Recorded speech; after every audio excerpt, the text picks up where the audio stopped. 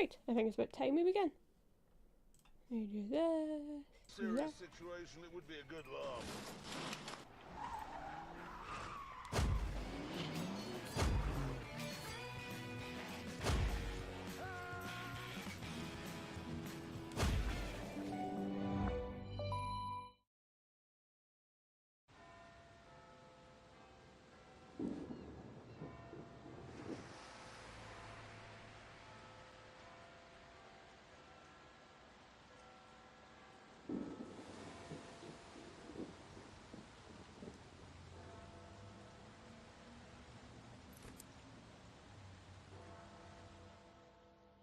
According to today's newspaper headlines, it seems that it's the end of the road for motoring presenter Jeremy Clarkson, as the announcement came later. And said that it's with deep regret the decision had been taken not to renew him.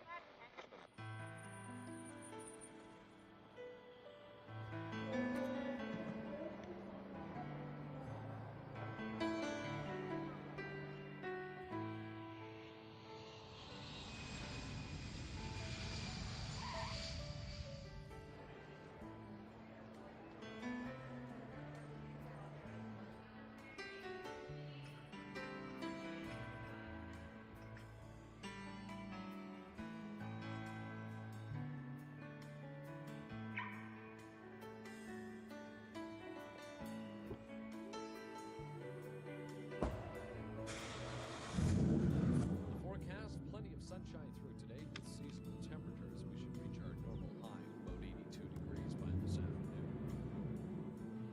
I can see clearly now the rain is gone. I can see all obstacles in my way. Gone are the dark clouds that had me blind. It's gonna be a bright sunshiny day.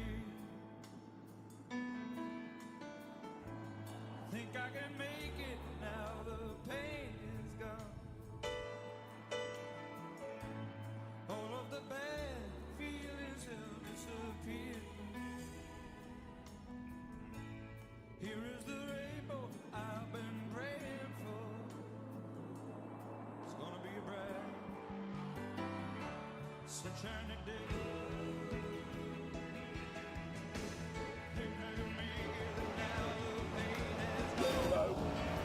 Let's do this.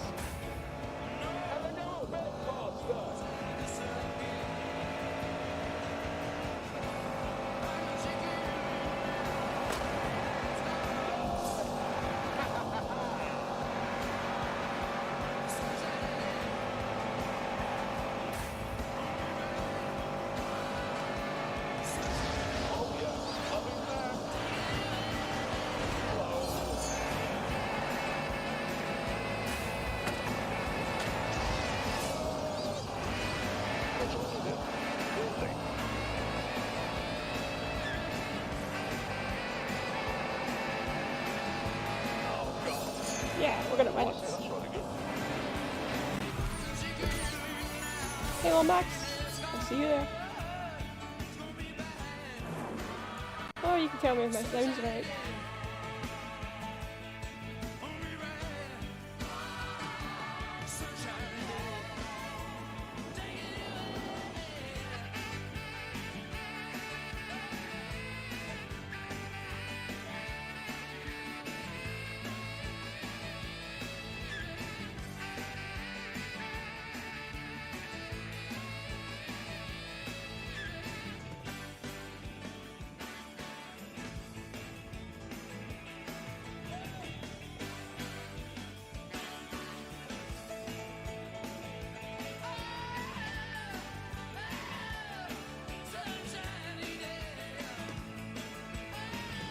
That's good. I'll mostly be quiet during cutscenes anyway, so. But hey, as long as I'm okay volume wise, then that's great.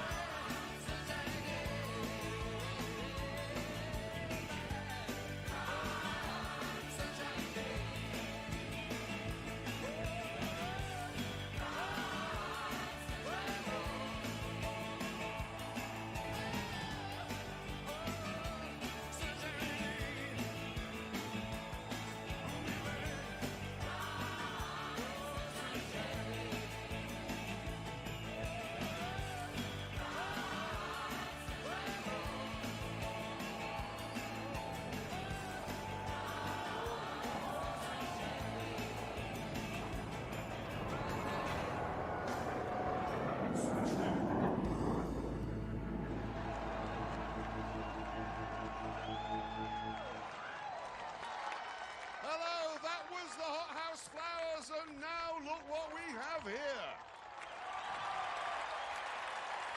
He was born. He was born in 1836. And he was fired by Car Magazine, fired by Autocar Magazine, fired by Scotland on Sunday, and somehow he managed to get fired by a Volvo dealership. Probably for driving too slowly. Ladies and gentlemen, James Bay!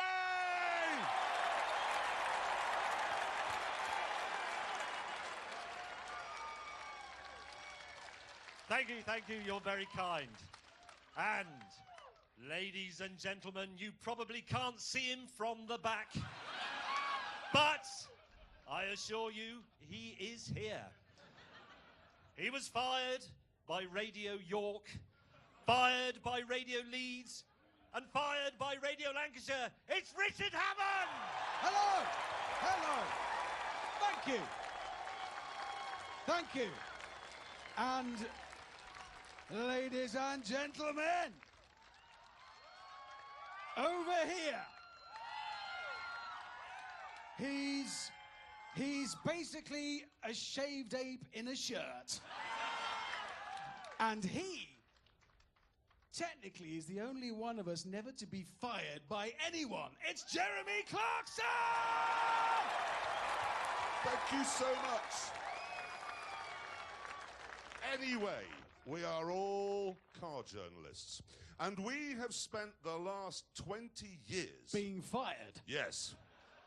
But we have poured everything we know, everything we care about, into this show. Everything.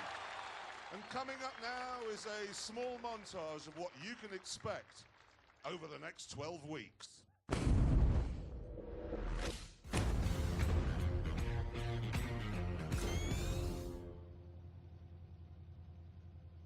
Are we ready, gentlemen? Honestly, I don't know.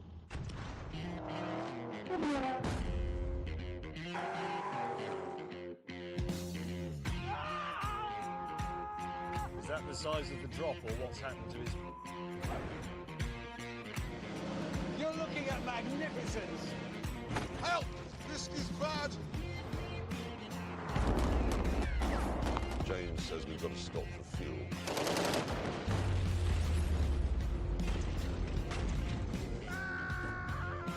I hate you!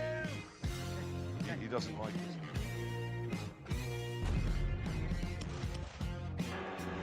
Bloody Nora.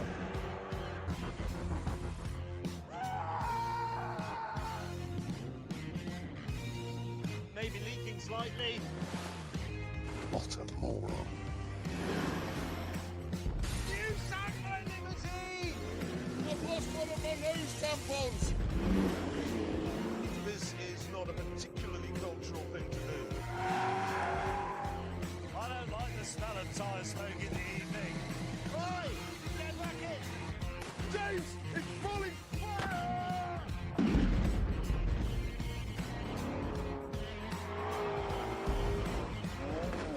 Sideways in linen!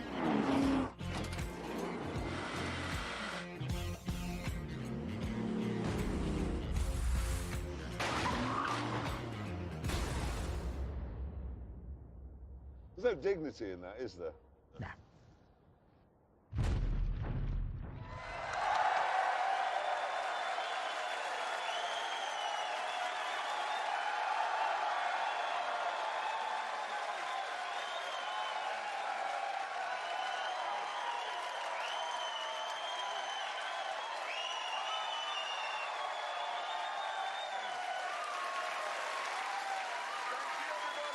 Thank you so much, and welcome to the first ever Grand Tour. Right, couldn't be more Kari if it tried. And I'm going to prove that point because we're kicking off with this. Yes,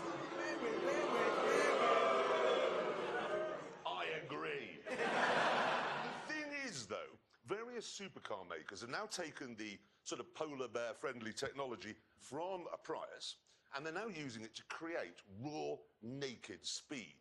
Now, I say the best of these hybrid hypercars is the mad, swivel-eyed McLaren P1. Whereas Richard Hammond, who's wrong... I'm not wrong.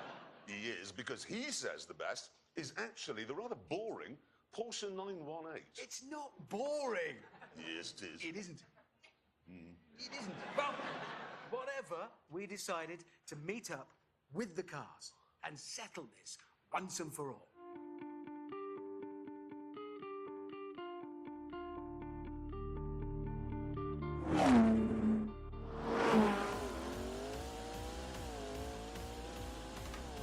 Okay, time for our second driving section. Time not to crash also. And I will crash a lot.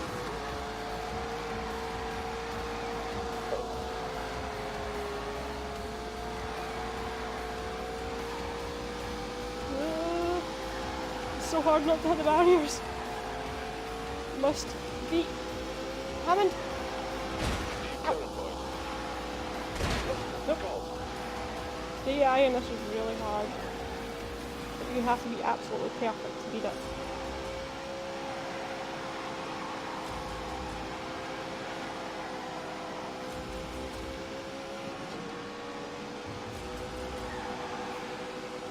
Come on. Wait.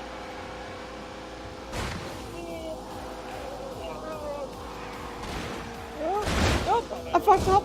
I fucked up. I might have fucked up.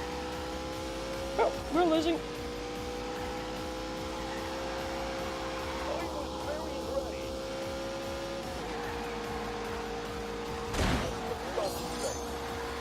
Somehow we're passing. Can I stay ahead of him? The answer to that is probably not.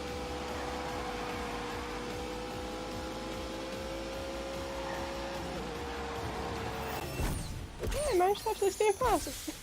Even though I launched myself. For this titanic duel was Portugal. Specifically, the international racetrack of the Algarve.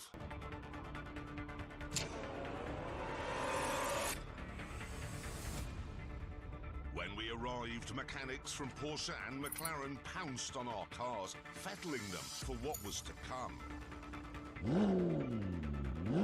Soon, the McLaren and the Porsche were ready for some shakedown laps. And for these, we decided we'd drive each other's cars. Okay, here we go again. Now I get to drive the other car. And I gotta drift. Maximum driftage. Straight away, I can tell you that this doesn't have the brutality or the savagery of the McLaren. Ow. Because it has rear wheel steering and four-wheel drive, it feels wanted, it feels Gotta drift secure away. and safe.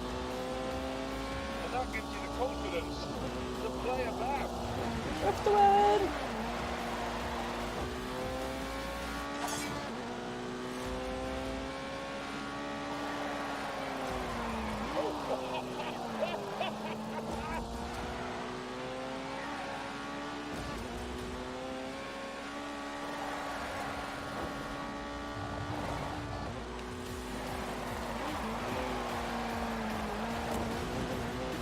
Yep, that's the road.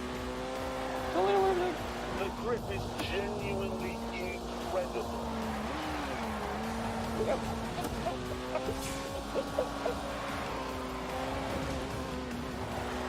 Maybe I stop that Watch drift. out, please.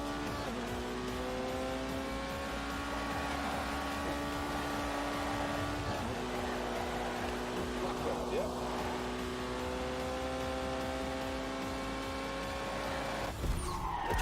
Not enough to get first. Oh, we did get first. Huzzah! Success! This is brilliant. Absolutely brilliant.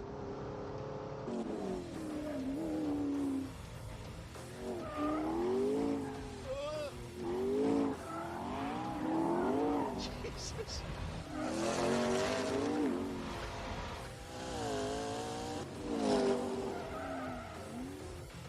This is frightening. That's what it is.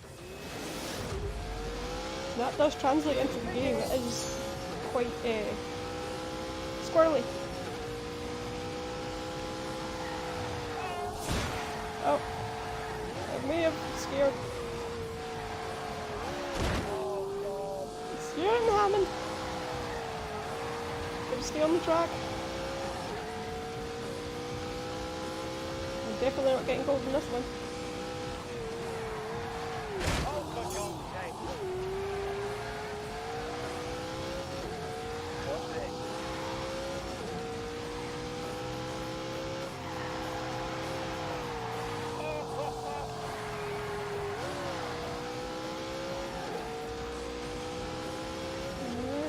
Yeah.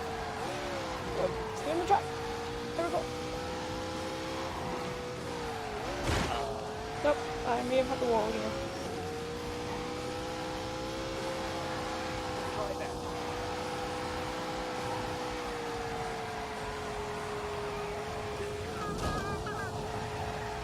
Terrified Hammonds.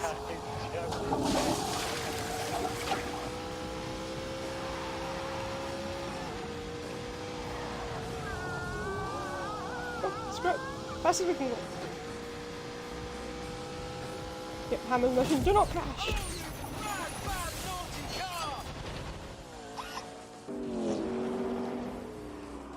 We've got a toilet finish. This recalibrates your mind. I didn't think anything could be as exciting as that Porsche, but this is. What a car. I love it.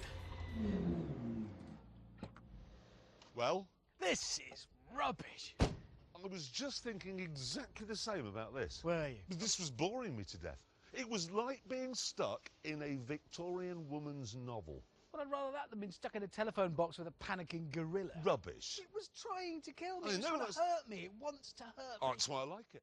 Razor blade in the hands of a surgeon, sickle in the hands of a drunk peasant. Schooner of sherry, absinthe.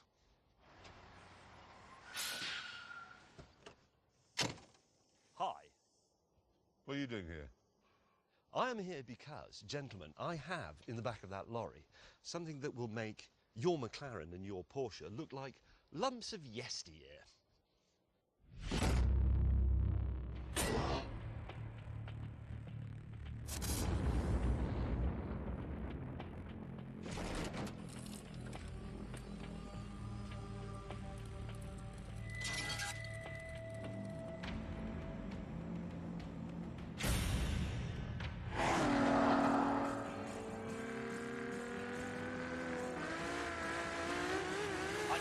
Remember the last time a car, or indeed any sort of thing, gave me a fizz like the Ferrari.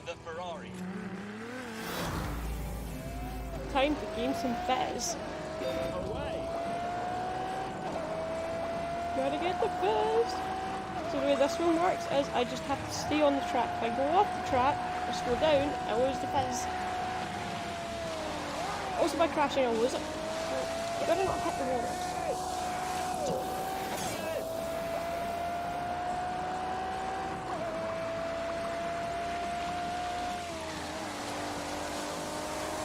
Just brilliant.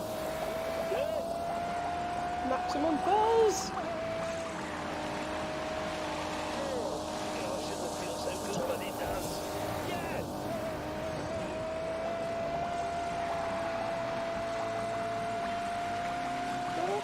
What about the wall? Don't want to lose the fizz.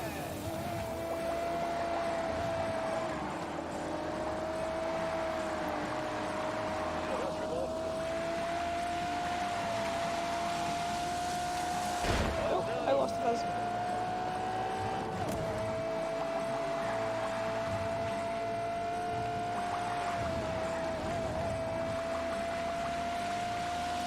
Can we get a fifth one before it goes to the line? Yes, we can. This, I believe, will absolutely mince the other two. Oh, man! James was obviously talking nonsense. But there's no getting around the fact that these three cars take automotive science to a new level. They use the latest green technology to squeeze as much speed as possible from every molecule of fuel. As a result, they're all capable of blasting way past 200 miles an hour whilst producing fewer harmful emissions than a family saloon.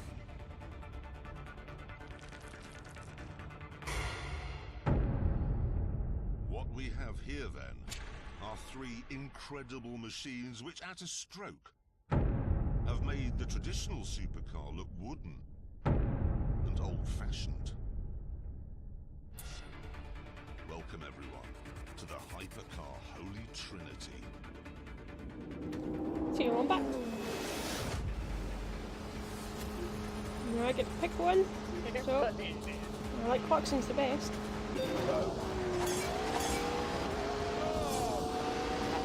It's the most swirly.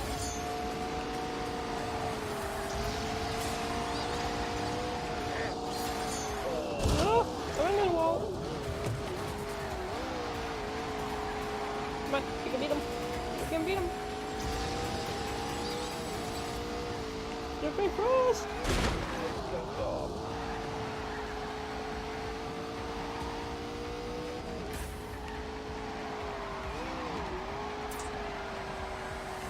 More horsepower.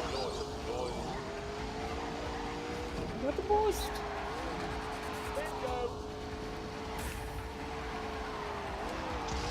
First to win.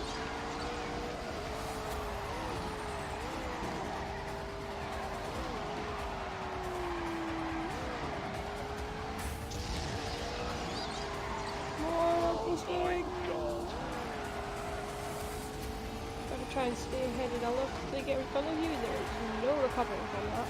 Oh, I missed that. Oh!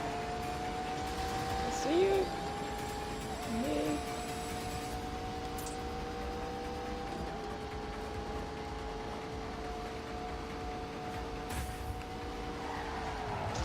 Yes.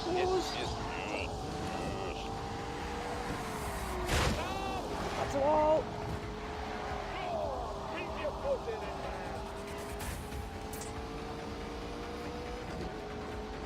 Come on, There we go.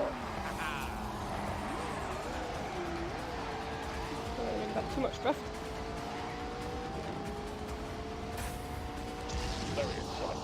Post into the walls.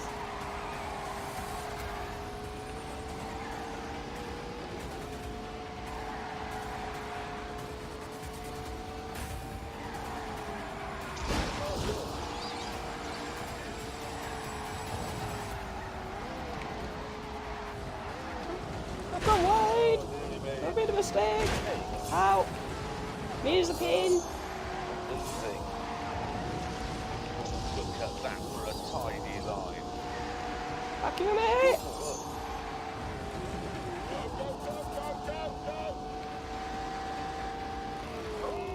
I don't care for your texting! You made it!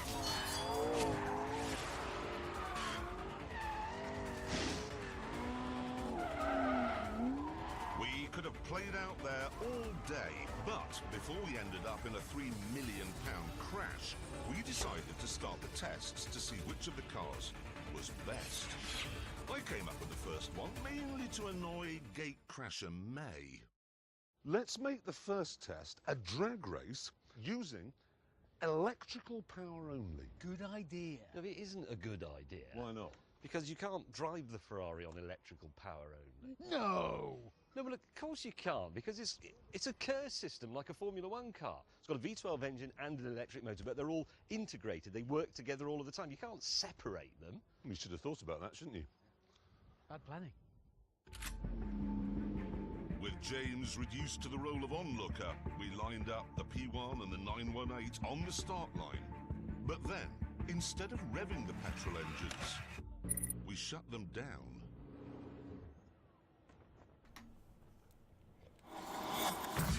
So we're going to go in this one. I've got to stay in the green. And hopefully get a better take off than the other one. Yeah, I think we're going to do this.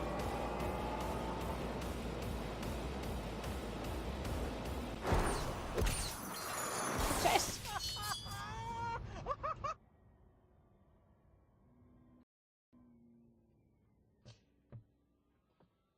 Who won that? It was me, wasn't it? Yeah, but it's not important though, is it? Is it not? No, it's just not relevant. Right. In a drag race, it's irrelevant which car gets there first. Yeah, yours is the better milk float. Back in the pits, Hammond had an idea for the next test. We've got to drive to the hotel, yeah, haven't we? Yeah. It's about an hour away, and it gives us a chance to see what they're like on the road. That's a good point. Real world. That is a good point. I can't do that. I can't drive the Ferrari on the road. Why? Well, it's not registered. It is, got number plates. No, that's just pretend number plates. If they register it, it becomes second-hand and they have to pay the tax. That's why it came in a lorry. So you can't drive it on the road either? Nobody can drive it. It's not road legal yet. Oh, no. Mate, that's... Oh, that is such a shame. It's an hour of... Oh, sorry, James. That's really a rotten bit of luck, because you've come a long way from Italy.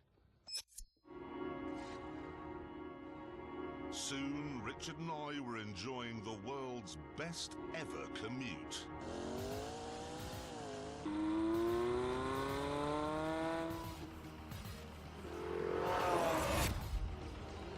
Here we go. Stop Jeremy from getting comments.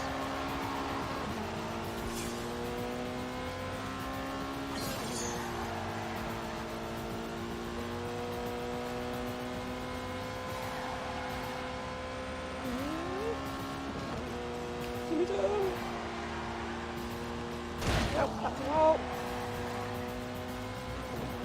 That was not the road.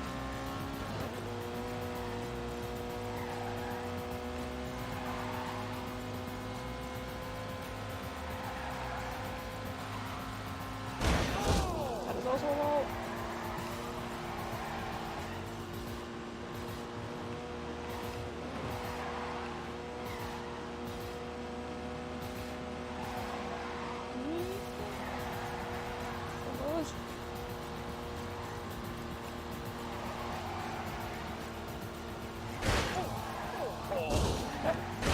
Oh, yeah. I screwed up.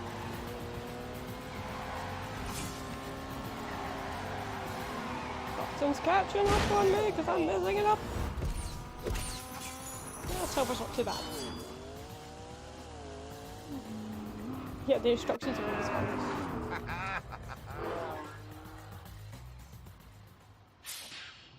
Oh, bloody hell. You're all right. You're all right in Italian.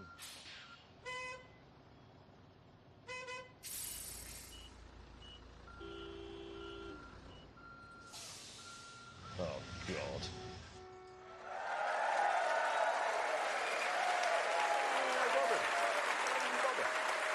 James, sorry to have to say this, but that Ferrari is useless. Yes. Later on in part 2, when these two have stopped dreaming up idiotic and irrelevant tests that it can't take part in, we shall see. We've got to tell everyone about our track. Yes, we have one. This is the sort of place where you can drive cars at speeds that you can do on the road, but only if you want to go to prison afterwards. What, like 38 miles an hour? Well, 39, maybe even 40 from time to time. Now, we were hoping that we could bring it round the world with us, like the tent, but unfortunately it's too heavy. And as you're about to see, too bitey.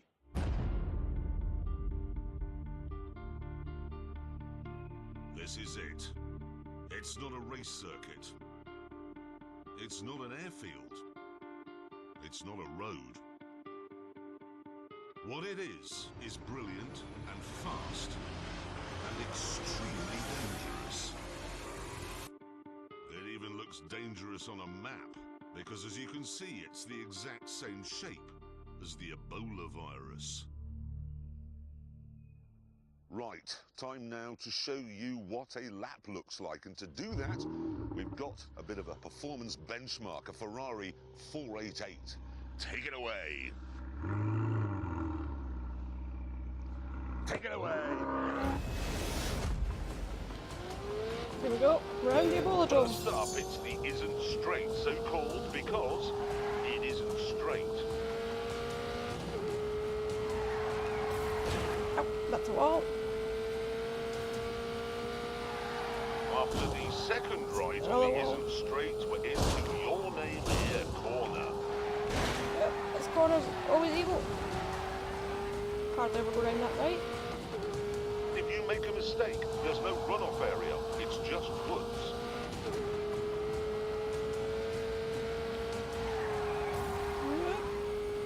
We've called this section Old Lady's House because it's right next to a house where an old lady lives. Get this 90 left right, or you'll crash into a cage full of electricity. And you'll need to get the final 90 left right as well, or you'll run into a piece of sheep. Run into everything. So, trees, animals, a house, electricity, and because it's in England, usually quite a lot of moisture in the air. It really is the most dangerous track anywhere in the world. The car I've selected for my first lap of the Ebola Drome is this. The BMW M2.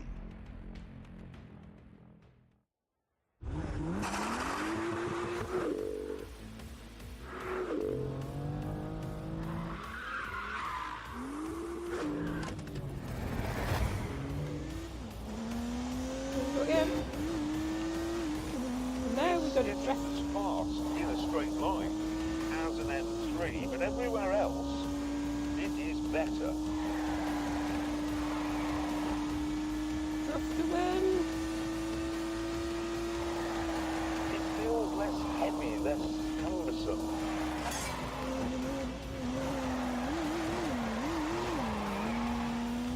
It's more likely it was supposed to go in that corner. They got back onto the isn't and unleashed 365 rampaging horsepowers from the turbocharged 3-litre straight six. There we go. This one's a pain in the arse. Oh! You're complete and incomplete. Yep, we've got enough drift. Drift to win!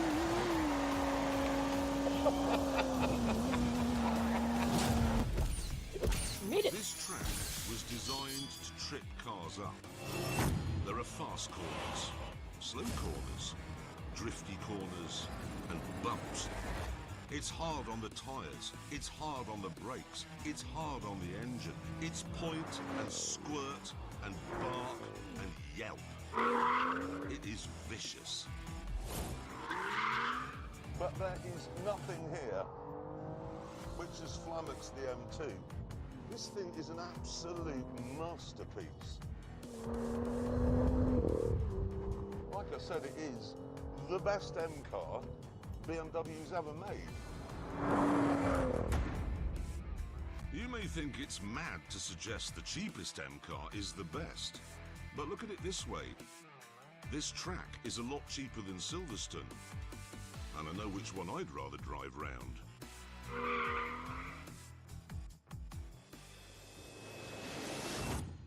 Let me get this right. At our track, Yeah. there's trees, animals, moisture, electricity, a house, and an unexploded bomb. Yeah. Like I said, it's the most dangerous track in the world. Honestly, it makes Imola look like a duvet. Yeah. It really, honestly, does. It Anyway, does. all the cars that we test at the Ebola Drome will do a timed lap. And to make sure it's a completely level playing field, they will all be driven by the same racing driver. Yeah. Clever. It gave me some thought. How clever is that? Now, thing is, Amazon, insisted that the racing driver in question should be from this side of the pond. So we went to something called NASCAR, and we found one, and we shipped him to England, and then we introduced him to the complicated procedure which involves turning right. He's called Mike Skinner, but we know him simply as the American. Right, there he is, looking utterly bewildered. Here we go again. Gotta go get caught. Nice skitter of a wheel spin, and immediately he's onto the isn't straight. I'm going to try and not crash. I say that, and I crash. into all the waters. It's through the final corner on the Eton Straight. Into your name here. Right, corner.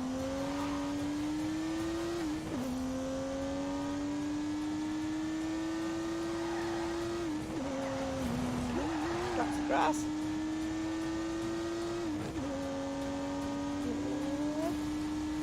And this one, somewhat normally. Nope, just wall. Okay, coming up to Old Lady's house. No turbo lag at all. As he hammers down the bumpy back straight towards substation. Just gonna try and get these two. Right. One more 90 left to go through Field of Sheep.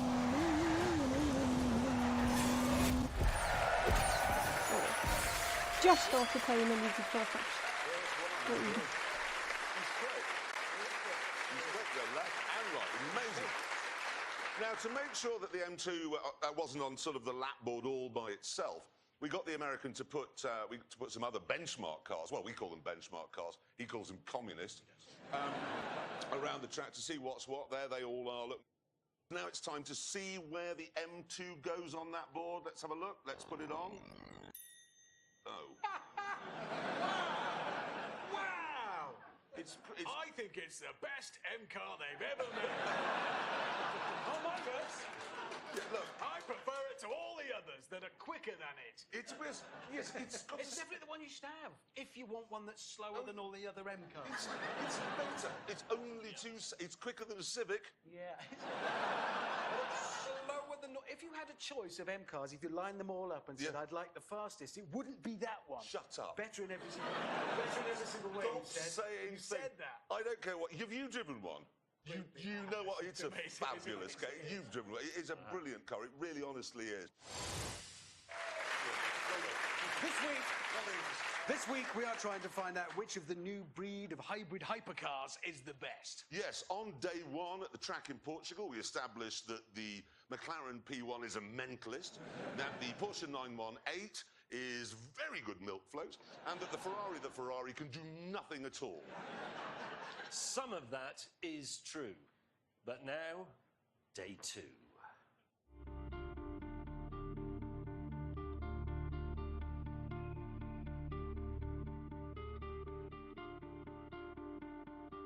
We began by lining up the 3 most exciting cars on the planet for the drag race of all drag races.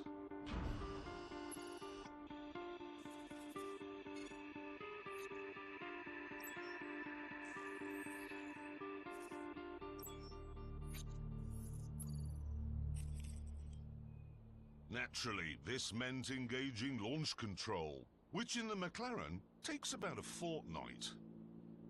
I have to have the drivetrain in track mode, the aero package in sport mode so that the rear end squats when I set off and gives me more traction. I have to have the DRS button pressed with my thumb to keep the rear wing open, which reduces drag, obviously. Launch control in the Porsche, left foot on the brake, hard, right foot on the throttle, hard, light goes green, left foot off brake, ding! Launch button pressed for 2 seconds, left foot on brake, right foot on throttle. Press launch control, mash the throttle, within 4 seconds, release the brake. 3 seconds later, I have full boost and I have to set off then within 3 seconds or the entire system disengages. I'm going to get this wrong, just so you know. I've got a lot to do in here.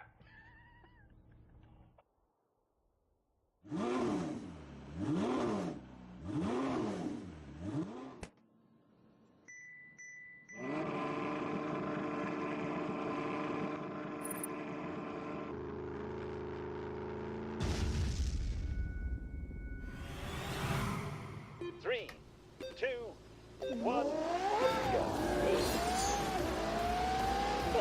You didn't go too bad. Your Porsche. With Or that whatever it was. sorted, it was time to bring in a racing driver to see which of our cars could do the fastest lap. Our resident American said he wasn't interested because all 3 cars are probably communist. So instead, we went for a Belgian chap who's done Formula 1 and Formula E. Jerome D'Ambrosio.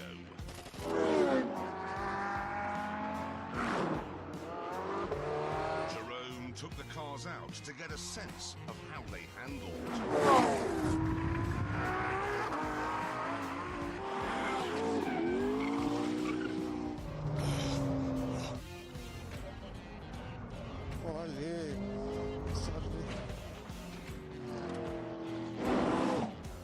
And when he'd finished, we were interested to hear his professional opinion.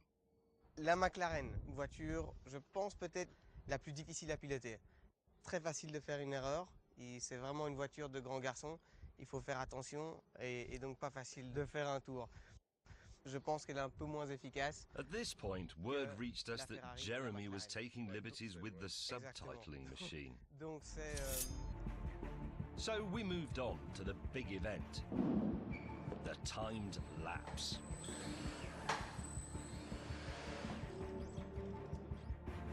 Once the mechanics had finished their preparations, the 3 speed traps were activated. And the Ferrari took its place on the start line. Look how good it looks there. Here we go.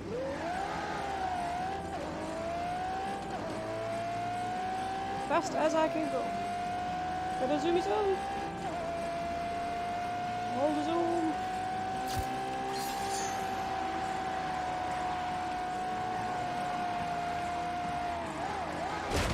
Oh, that was a wall.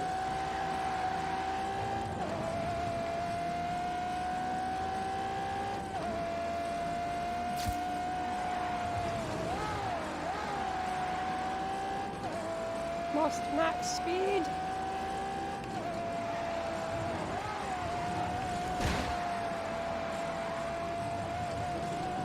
That is not track.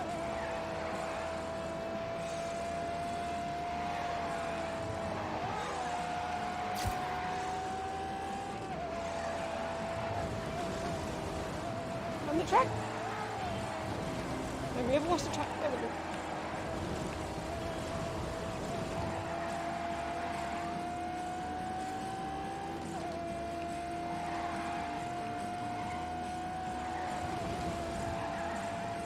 Maximum speed!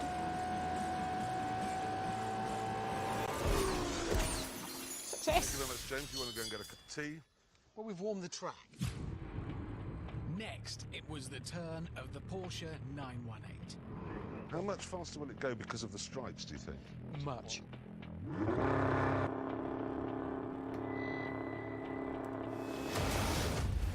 Stripes make everything go fast.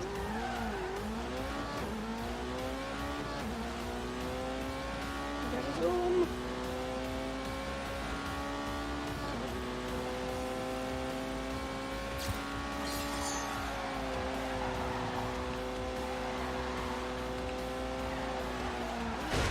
There's a wall. So, let's zoom. Zoom, zoom.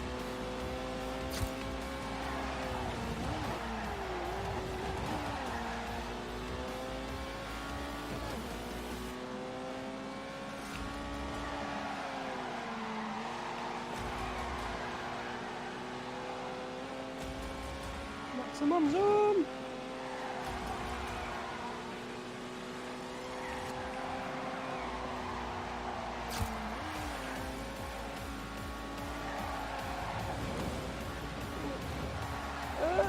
It's a good thing we don't put the cameras past this point, because I mess it up after that.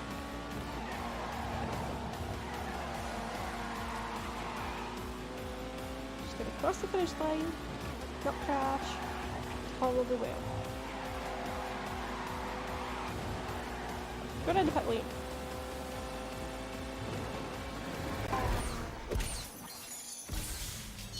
Finally, it was the turn of the psycho killer, the trickiest, the edgiest of the 3. But I was so confident it'd win, I was prepared to take a massive gamble. If the McLaren isn't the fastest, you two can knock my house down. What? knock it down. What, your house? Yeah, and I mean that. That's how confident I am that that will be the fastest. That's you know we will do that. Yep. It's a serious bet. Yeah. Fine. If that's not the fastest, we can knock your house down. Yep. You know where it is. You've both been. Yeah, I'd love to knock it down.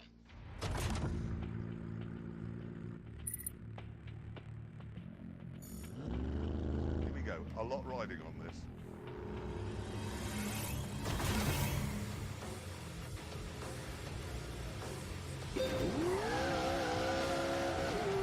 Windows on. Let's put the shave date back in this one.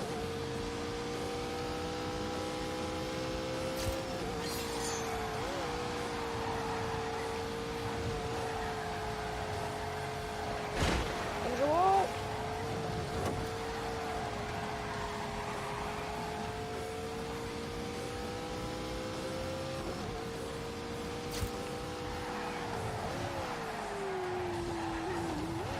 Just go sideways, it's fine. Need to do that.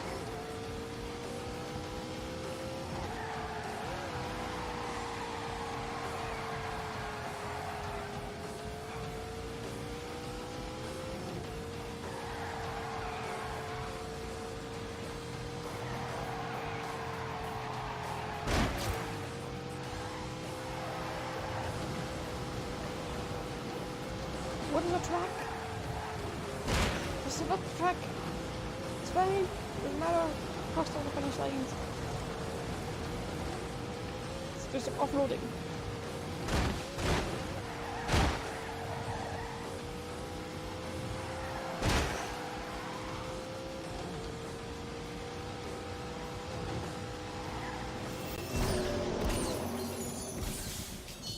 With that, back to the tent.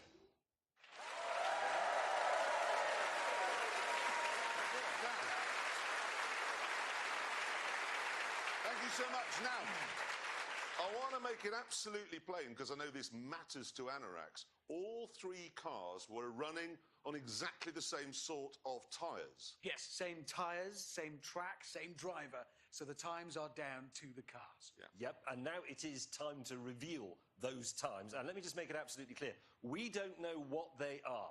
The producers have kept them from us. They're top secret. So let's put the scoreboard up and let's begin with the Ferrari, I believe. Let's see what it did it in, please. 154.4. We don't know if that's any good, do we? But Well, let's move on and do the Porsche next. Let's have a look. What did the Porsche do it in?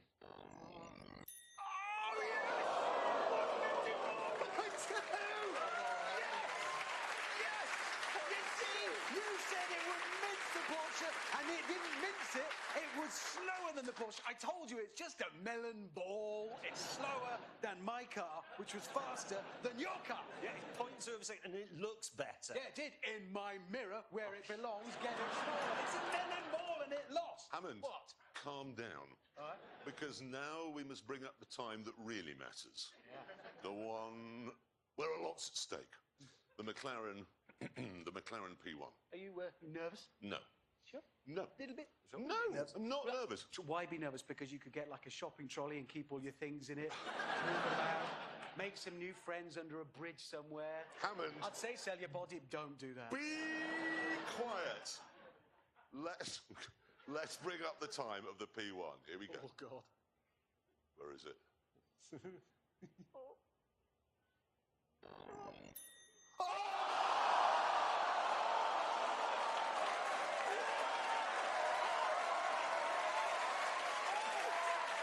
That is funny, because you said the fastest, but it's not the fastest, it's the slowest.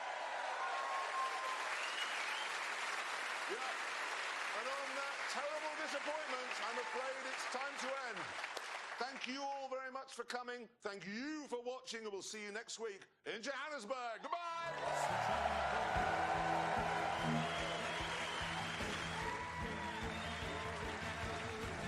So, we got golds on most of them.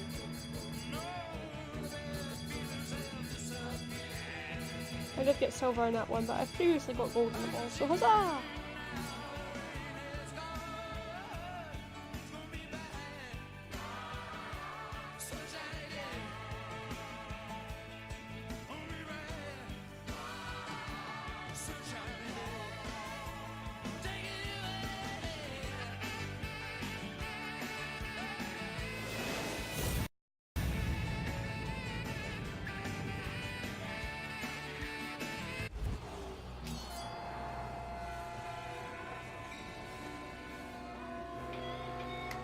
So that's all it has for Season 1, so only the first episode.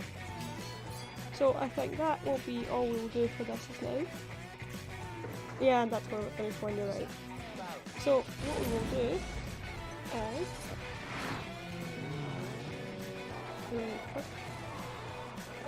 is... silence that.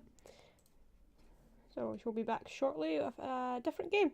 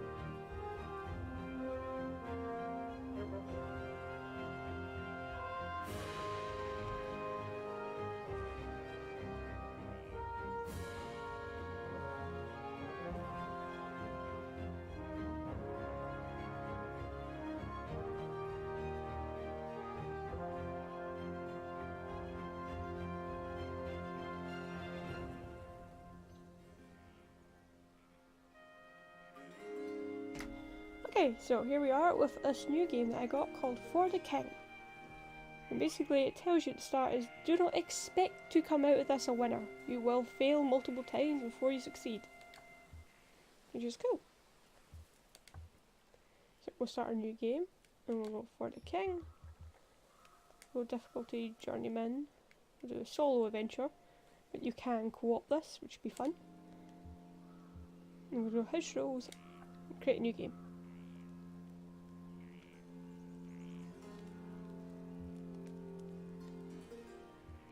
So, there's different classes in this. So you have the Hunter, which is fast and precise and watchful. Skilled at avoiding danger when travelling over land. Then you have the Scholar. that while heroes are kept focusing on keeping fit, they keep their nose in the books. And you have the herbalist, which is currently locked for me. And trapper is also locked. You have the minstrel, so that's your general bard character. You know, plays music and does magic attack as well as physical attacks. Busker is still locked for me, so it's woodcutter. So these are ones I have options available for.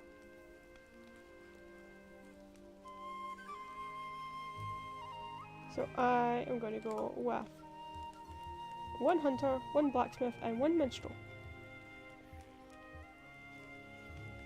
And we'll keep the names of Sun, Moon and Dawn. Let's start. So, the brink of chaos. So, good King Bronwyn has been slain. The once peaceful kingdom of Frarrow, however I pronounce that, is being corrupted by wild chaos energy and ravaged by monsters and bandits. The grieving queen, Rosamund, has called for Frunrill's original, or ordinary citizens, I can read, to search the land for the king's murderer and the source of the chaos energy. A tale now begins in the Guardian Forest, where there have been rumours of suspicious activity and sinister strangers in the woods. Their three would-be heroes meet in Ortolan to begin their quest. I can read, I swear. Yeah, it's the Queen. First the wizard Vixen vanishes, then my own husband is slain in his palace. You must be the last hope. Or our last hope. Okay, seek out a Heidebild and Woodsmoke. You will be told how best to aid our efforts. Your quest has begun. Strive against the chaos, lest our realm be consumed by it. So we have a quest. Gotta go to Woodsmoke.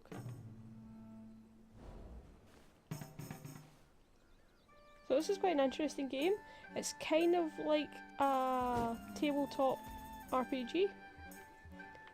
So you start off by each turn you get a roll amount of movement, and your movement is determined by things like your character stats. So we'll go down to Woodsmoke to start off with.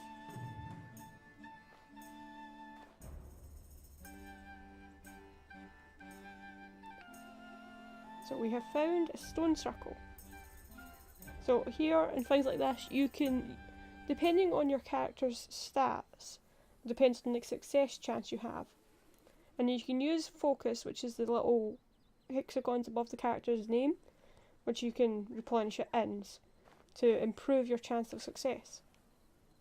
So in this one, we have a stone circle where we have a +1 max focus as our best option, but we only have 10% of winning that. And the other ones, we lose the focus or we end up in a fight. So what we'll do is we will use a bit of... We can't use our focuses now.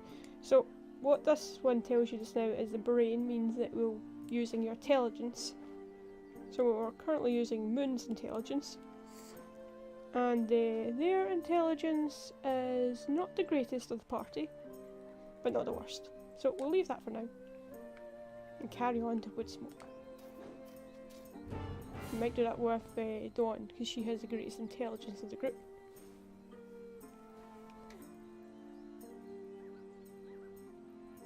Hey, it's Heidelbart Brandt, however you say his name. Always good to see new faces on join the quest. I am Hildebrandt, that's what I'm calling you now. The Queen's agent overseeing things in the Guardian Forest. Things are bad here, really bad. All signs point to some evil folk who have locked themselves away in the glittering mines. I'll work on getting down there. In the meantime, a strange contraption has been spotted. Go investigate. And some angry folk in fancy robes have made themselves right at home. Be prepared for a good fight. So we're going to kill the Chaos Leader.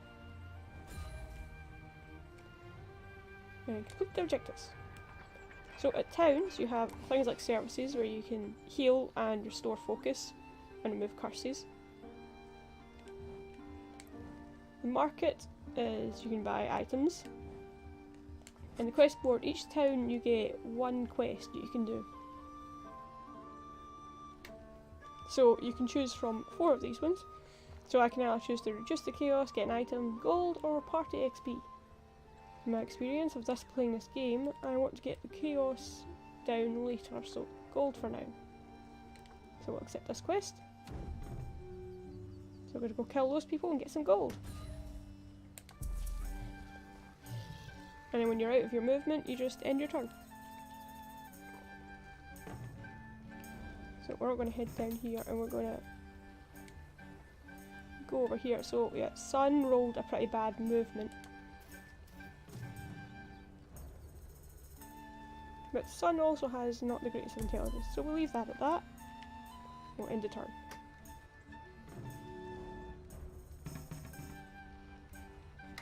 So Dawn rolled a good movement on there, so we'll head over to here. So Dawn's chance of getting +1 focus is 3%, 34%. So, what do you think? Should we try it? Should we go for the 34% of trying to get an extra focus? Or should we just leave it and head onwards?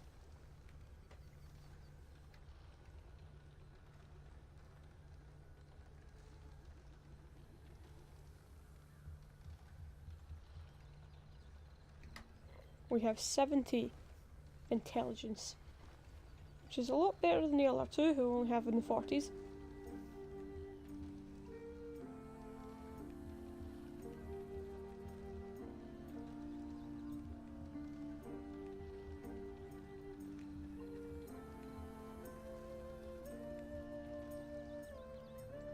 Yeah, we'll leave it. Usually I don't go for things like that if it's like below 45%. So we head over here. Now what this does is when you're in combat range, all of the red squares, as if your party is in the red squares, then that means you'll all get involved in combat. Which is good because this game encourages you to stay together even when you're in co-op. So we're going to fight a forest nibbler. We can either straight up fight it, we can ambush it with a 31% success, or we can retreat. We're just going to straight up fight.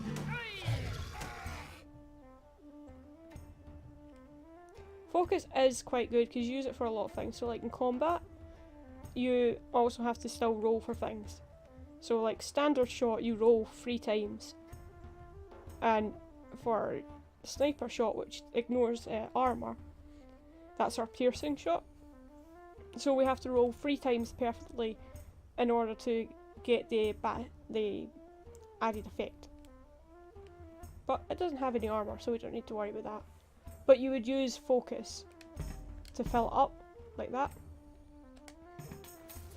So rolled badly there, so only did 2 damage. And our bard, Dawn, she does quite good when she rolls well. And then we have our blacksmith, who's a very heavy hitter. So splash damage is good if there's other opponents on the field. And we got a perfect roll there.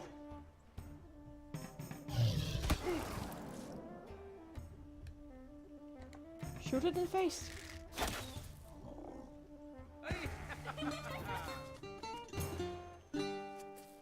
Scholar's Word. So we can use this herb to instantly get 6 XP. Yeah, so focusing using it increases its success of basically everything. What you're rolling doing. So it gives you 1 guaranteed success slot. So you only have to roll again for 2 other slots or whatever. So we're going to use this on Moon to get some extra XP out.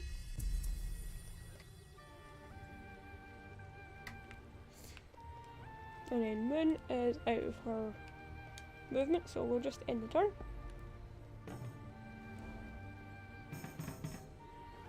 And gradually across the top bar, chaos will go up. And the more chaos there is, the more it affects the land. So you got to keep killing things to get rid of the chaos.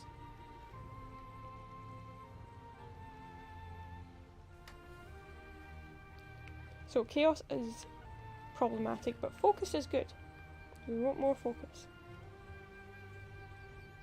But for now, we shall head over here. Let's go kill this. The bee swarm. Right, we'll retreat from this. Because we won't be able to get any of the others in close enough to use it. Well, involved in fights, we'd end up taking on it as one. Which isn't too fun when bees can poison. So we'll just end the turn here.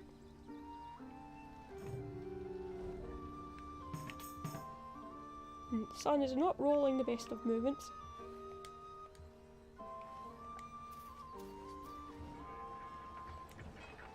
So we don't have a lot of gold.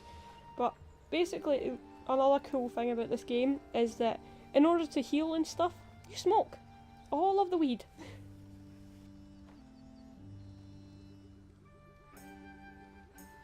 And to heal, get more out of your health plants, so like God's Beard here is what gives you health. You have to upgrade your pipe, and you get better health out of it.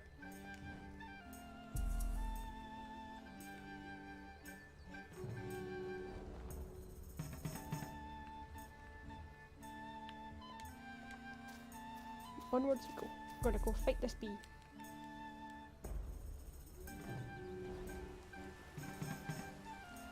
Yeah, and your movement is also affected by things like the weather as well.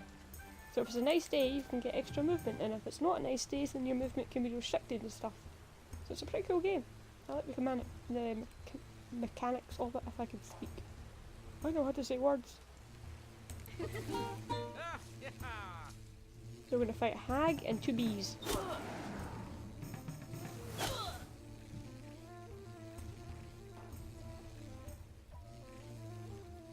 So as you can see underneath the hag, there's little pictograms, which means she's resistant to things like fire, ice, and I think that's lightning. So we're going to shoot her in the face.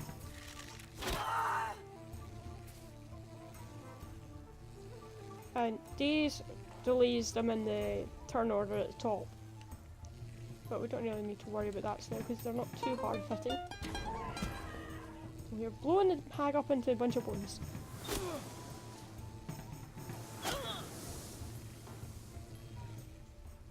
Shoot the bee in the face.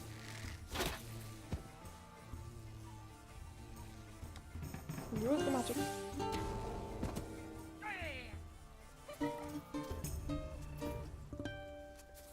And we can, when you get gold, you can choose to collect it just for one character, or you can be nice and share it out. Which is fun because I've seen people co-op this game and they're like, I'm not sharing the gold, or I am sharing the gold, or whatever. So you need teamwork, cooperation.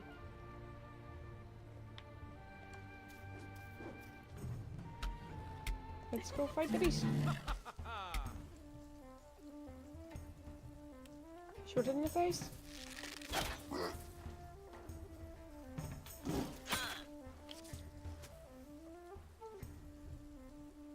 So let's use some magic damage. Shoot it again. And this time.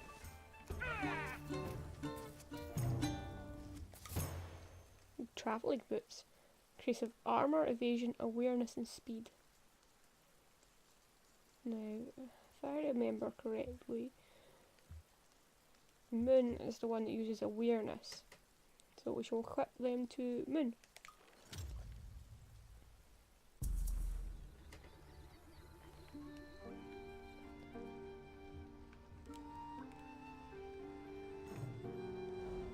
Yep, so playing this game with other people would be quite interesting.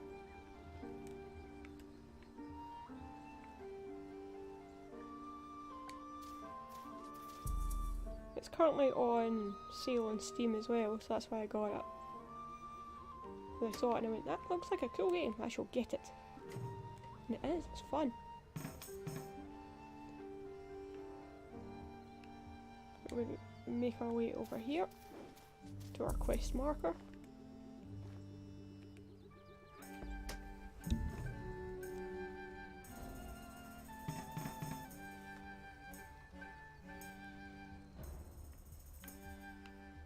Around to the quest. a energy boost, so we get an extra movement, so we can move one more.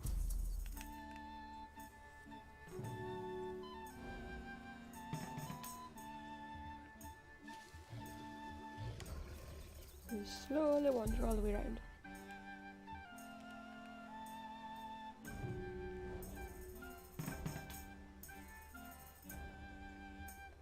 Let's go investigate.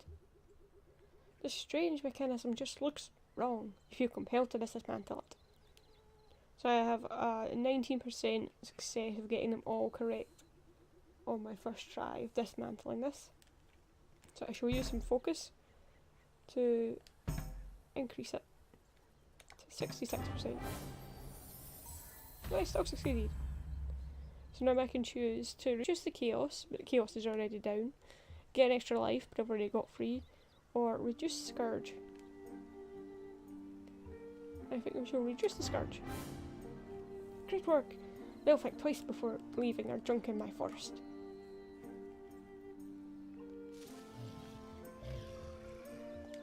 And we double back. We'll take out this nibbler on the way.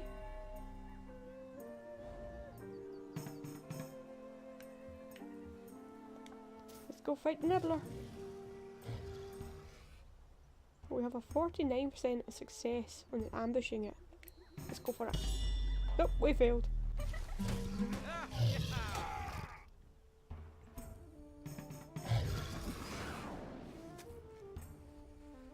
So yeah, you get, depending on the thing, sometimes it's only 1 chance of success, sometimes it's like 2. So it just depends on the difficulty of the thing you've got to fight, or dismantle, or investigate, or whatever. Where's the magic? Hit it in the face.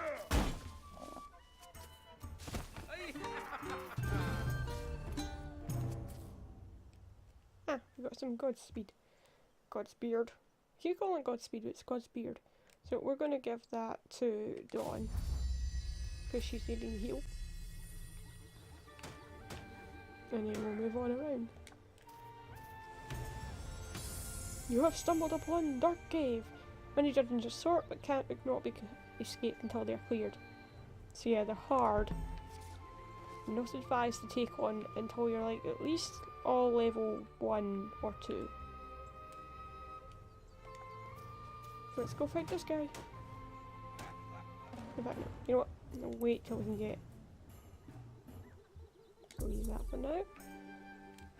We'll wait till we can get everyone close enough to go for the fight. We get Sun closer.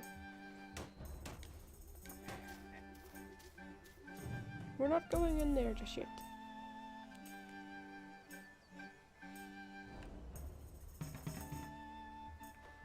Let's go fight. Now we have everyone close enough.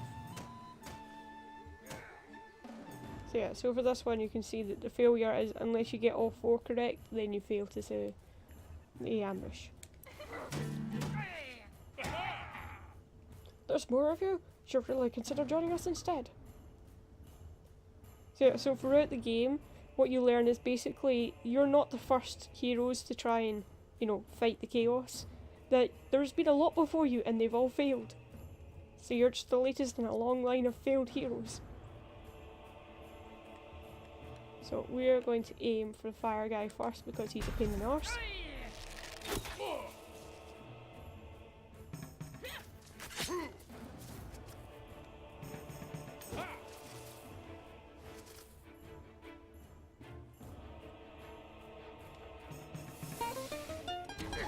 We'll do some magic damage on the guy.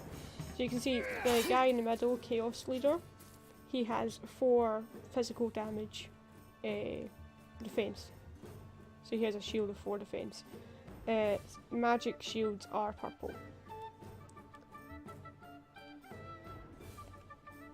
So we're gonna go and use a bit of focus and try for some splash damage. Shoot the fire guy. And sometimes my bard will inspire people, which gives them a perfect on one of the rolls.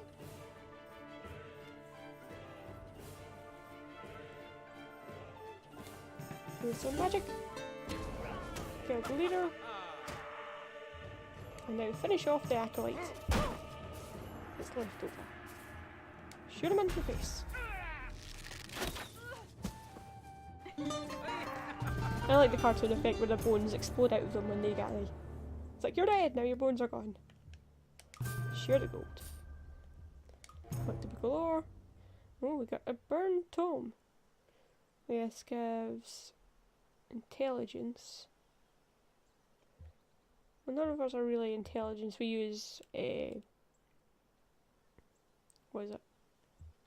The I one, which is something, and strength and talent. So we'll just collect it for now. Not specifically a magic user. Thanks for dealing with pointy hat weirdos, but I have a feeling we haven't seen the last of them.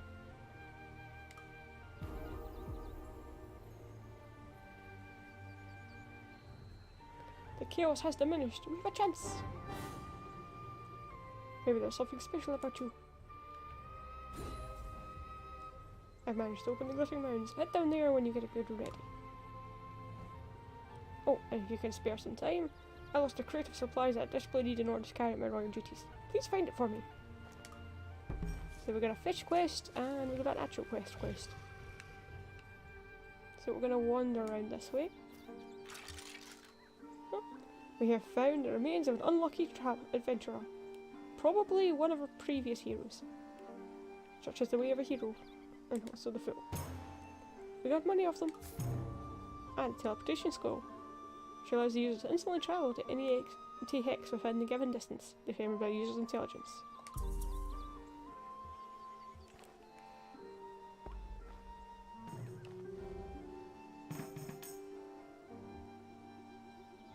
Let's go fight the hag.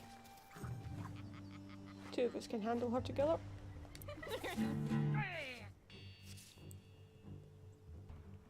Shoot her in the face.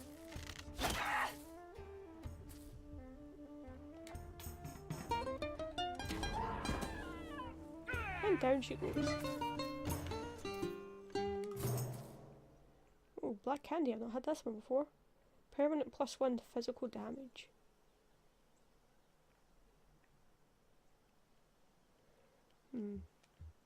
Physical damage is more Sun's kind of thing. I suppose Moon does too. So yeah, let's give it to Moon.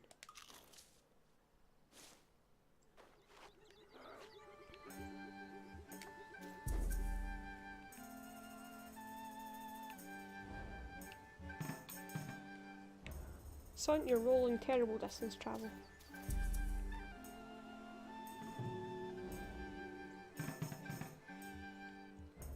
Let's go fight the bandits. Time to get some monies.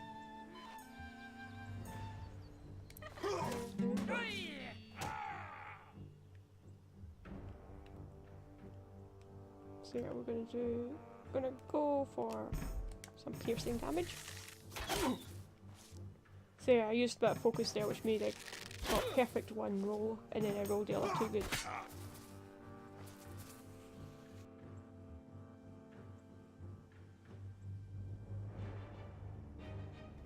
Use the magic.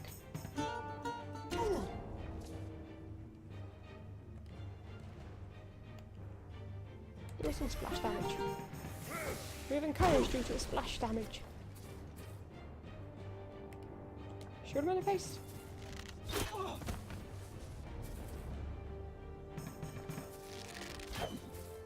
Sun, you're about to go down. Sun has died. His bones have come out of him and everything. So yeah, when a character dies, you can revive them. So at the top we have 3 hearts. So we use one of them to revive. We bring them back.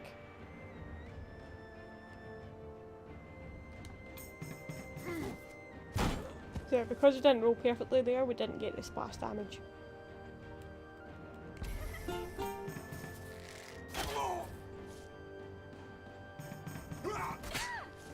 Ow.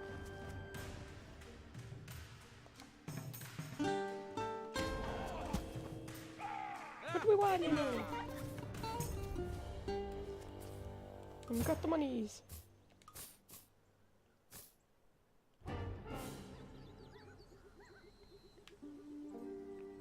So, you also have items on you. So this is a tinder pouch everyone's got, which lets you make a camp. So we're going to rest here. We're all going to heal up.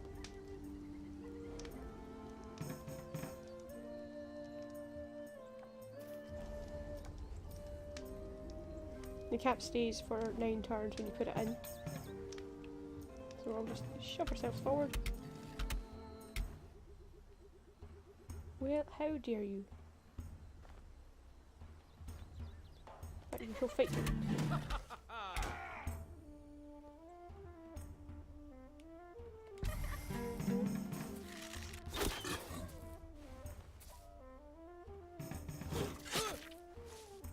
Ow! I just healed. And down you go.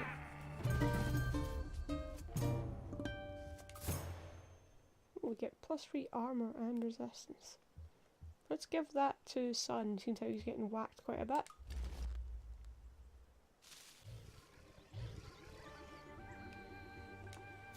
And go here and rest. So rest restores both our health and our focus.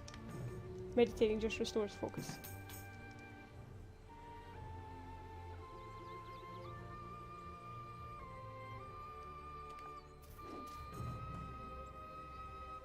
The minerals here seem too rich for the place to have been simply abandoned. So we're going to travel on down here. And take on our first dungeon. We have found a dead adventurer. Let us loot it. Got some XP and money. Also staff. But none of us really use the magic, so we'll just collect it. Can always sell it. Ready onwards.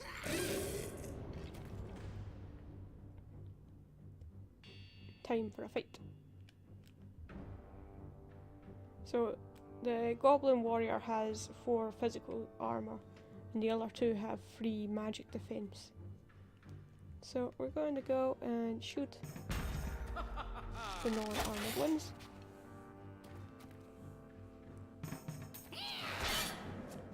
Ow. Double ow? Oh, I'm frozen. That's not good. 2 of my party are frozen. This is not good.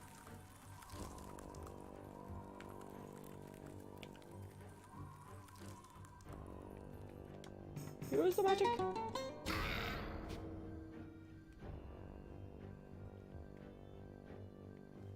Put some focus on.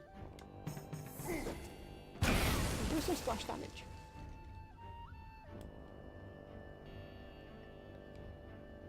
And shoot them in the face.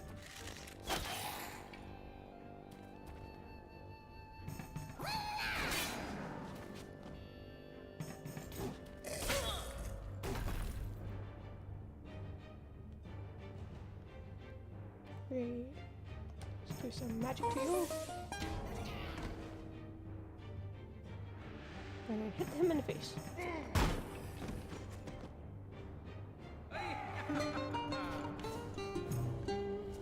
Yay, we get the money. And we got a fishing hat. Resistance, evasion, +1 fine distance. And water immunity. Let's see. We'll give resistance to Dawn.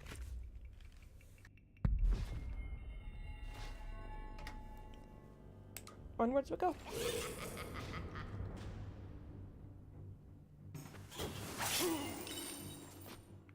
He stole my money. Oh, actually my tinder pouch. He stole my ability to make a camp. We're going to have to shoot him for that.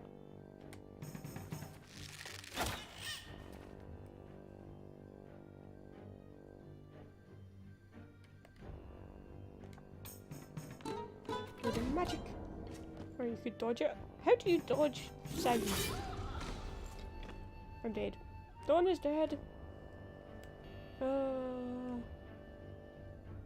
Let's focus on. Get some splash damage.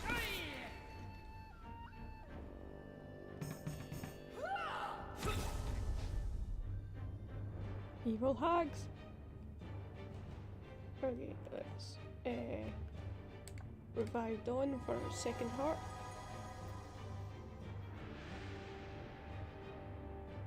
And do the magic.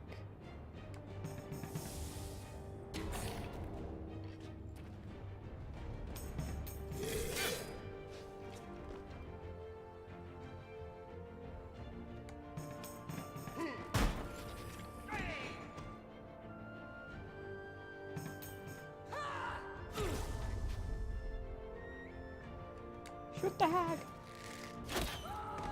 The hag is dead. Yay, we get the tinder pouch back. So let's give that to Dawn.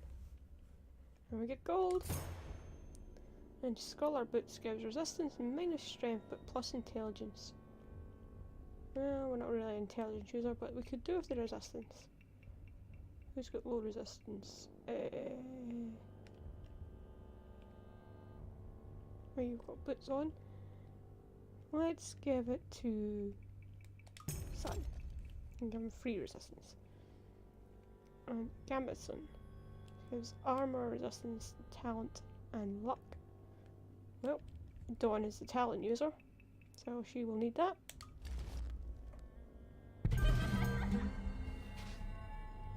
Onwards we go.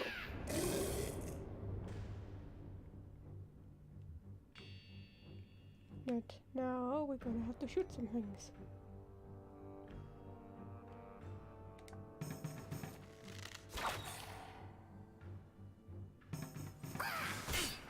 Ow.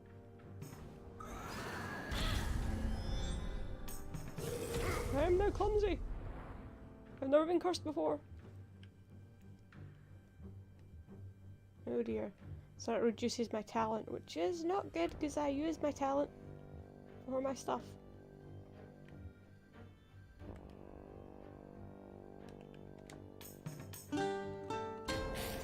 Yeah, my talent is failing. But then the last of that. Yeah, you've even inspired us. Despite your clumsiness.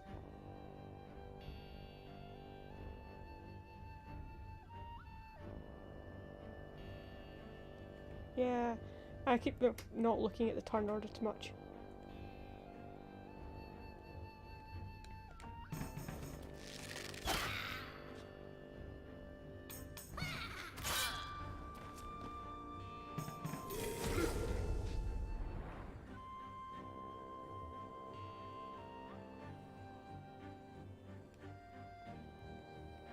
Let's try get some damage on you.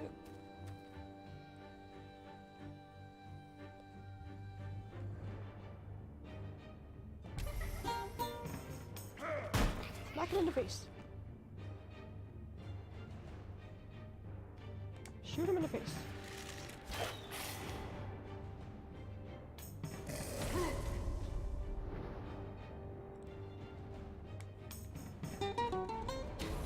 Take him down.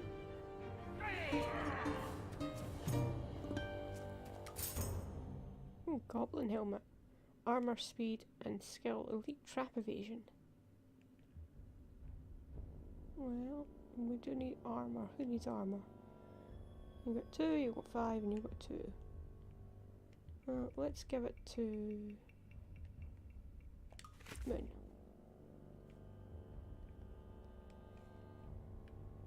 Right, and off we go.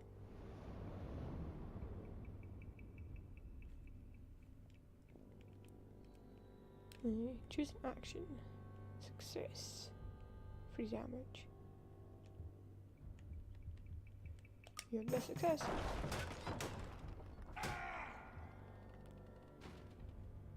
Yeah, we don't really have any heal stuff, so onwards we go.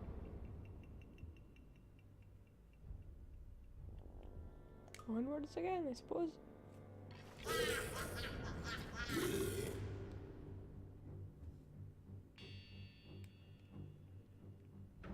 Let's...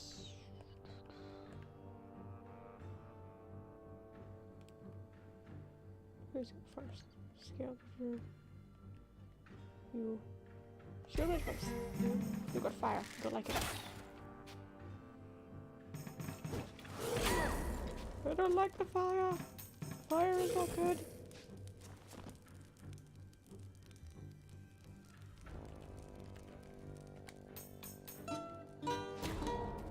Still cursed. I'm going to.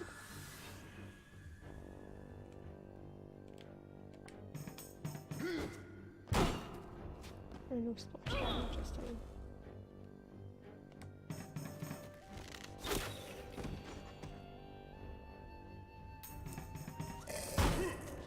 Ow.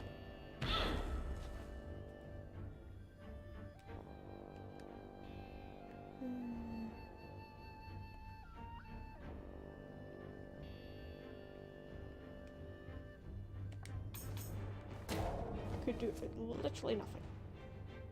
So whack him with your loot. Oh, that's not good. 2 are dead. It's up to Sun. Sun is the only one left.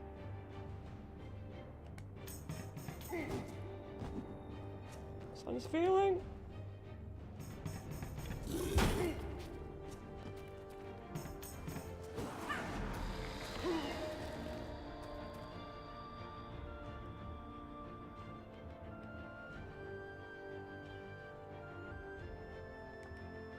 We can revive Moon, I suppose.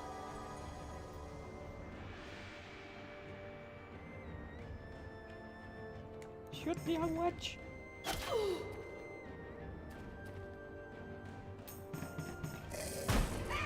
Sun is down.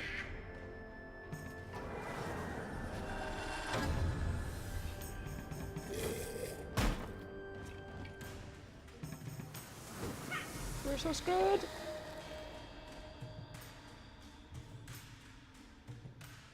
Shoot the witch. We didn't even do enough to kill her.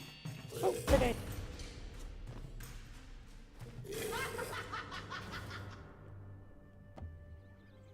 End of line. When all characters have fallen, the quest has failed and a new adventure awaits. Any lore collected will be retained and can be used to unlock helpful items, new locations and characters from Lore Store. So yeah, that's why I have locked characters, just from when I was messing them out previously. So yeah, that's what happens, you end up dying. Often. I got an achievement. Such a pity. The quest has failed. Such a pity. So yeah, that's For the King. It's a really fun game. I quite like it. Would like to co-op it, but I don't have anyone to co-op it with. Sad face. But I think that will do it for today. So thank you for tuning in, and until next time, it's bye bye for now. Bye bye.